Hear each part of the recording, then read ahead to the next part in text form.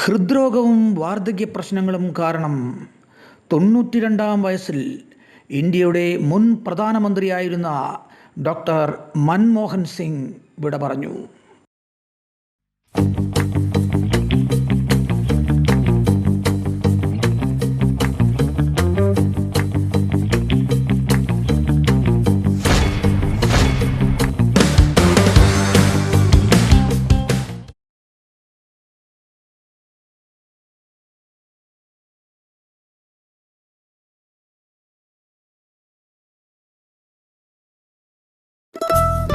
ഓരോ നിമിഷവും ഓരോ കഥകളാണ്.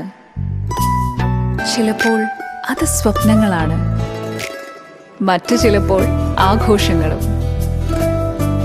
പുതിയ ശീലങ്ങൾ പകർന്നു നൽകുമ്പോൾ അത് അംഗീകാരവുമാണ്.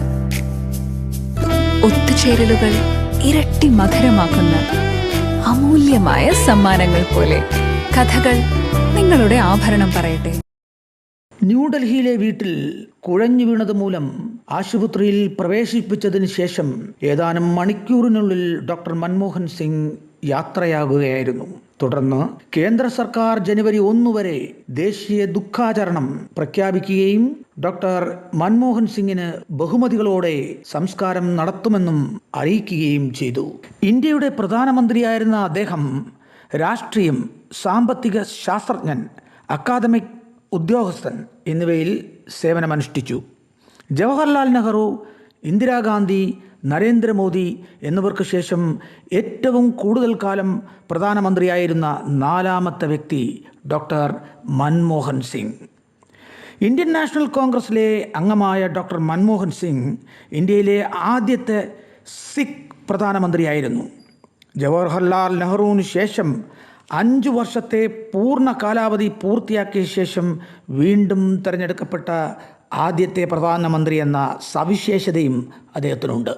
ഇന്നത്തെ പാകിസ്ഥാൻ ഗാഹിലിൽ ജനിച്ച അദ്ദേഹത്തിൻ്റെ കുടുംബം 1947 ഇന്ത്യ വിഭജന സമയത്ത് ഇന്ത്യയിലേക്ക് കുടിയേറി.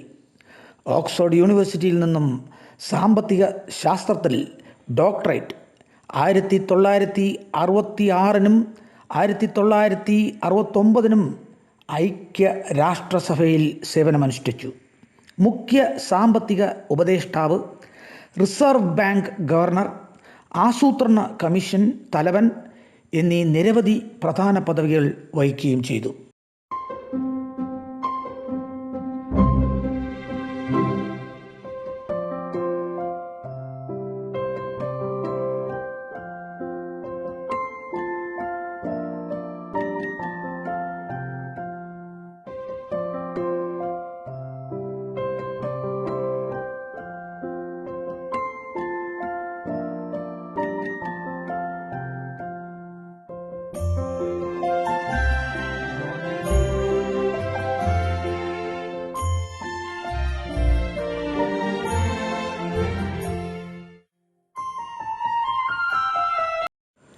ആയിരത്തി 1958 ഗുർശരൺ കൗറിനെ വിവാഹം ചെയ്തു.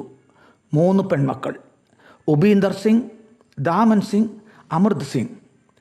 അശോക യൂണിവേഴ്സിറ്റിയിൽ ഹിസ്റ്ററി പ്രൊഫസറാണ് Upinder Singh. American civil liberties യൂണിയൻ്റെ സ്റ്റാഫ് അറ്റേണിയാണ് ദാമൻ സിംഗ്. ന്യൂഡൽഹിയിലെ 3 മോത്തിലാൽ നെഹ്റു മാർഗിൽ അദ്ദേഹം താമസിച്ചിരുന്നു. ഡോക്ടർ മൻമോഹൻ സിംഗ് സിംഗിന് Indian media press club academy കൗൺസിലിനോടൊപ്പം NTV ന്യൂസ് ആദരവ് നിറഞ്ഞ ആദരാഞ്ജലികൾ അർപ്പിക്കുന്നു. വാർത്തകൾ തുടരും വരെ നന്ദി, നമസ്കാരം.